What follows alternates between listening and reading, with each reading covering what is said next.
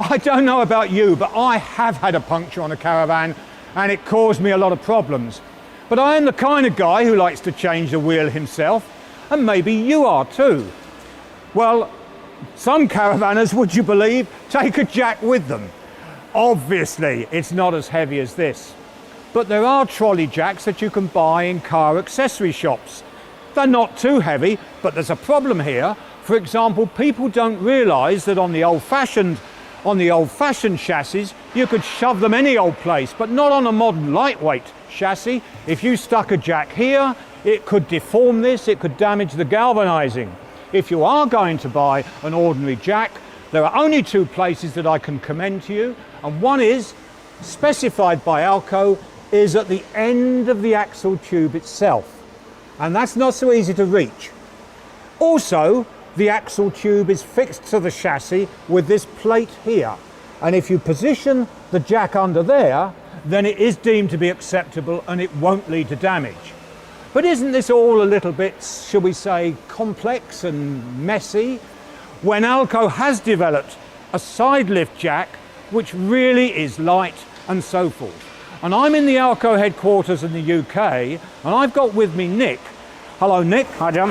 Who can tell us some of the facts about this product.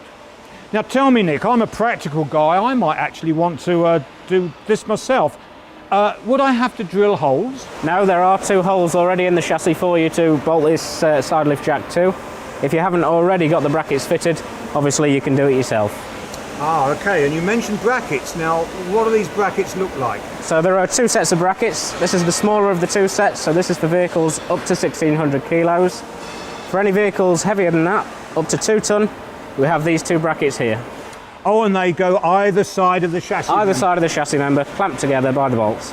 Right, we've got here a Bailey Orion up on the ramp. Which bracket would this take? So for this one, you would have the smaller of the two brackets because it's less than 1,600 kilos. So you would have the brackets and 2 bolts per side. Ah, right. Now this permanently stays in place, does it? Absolutely, yes. But wait, as you're going along over the years of ownership on bumpy roads, it could really shake loose. Is that a possibility? No, the bolts themselves are torqued up to 86 Newton meters. So the bolt passes through the bracket and then there will be a nut which is tightened on the far side. Well, you know, I'm one of these funny old practical people with dirty hands. I know what 86 Newton meters torqued means. Could you explain that though in simple terms? Normally you would tighten it up with a torque wrench, which is this.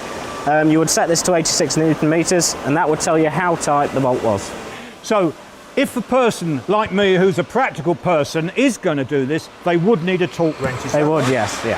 Failing that, where could they get this fitted themselves? They can take it to any reasonable dealership and they'll fit it in just over 15 minutes. Now you talk about the brackets. Where does the actual jack fit on the bracket? So the bracket is mounted in this position and then the actual jack itself will slot in the bottom. Oh, I see. Let's just see. Oh, right, it just matches perfectly.